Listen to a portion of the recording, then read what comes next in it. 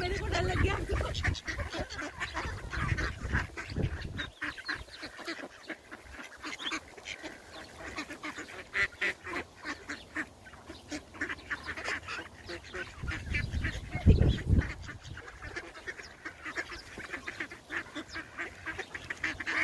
लो जी अब मैं नहीं आ रही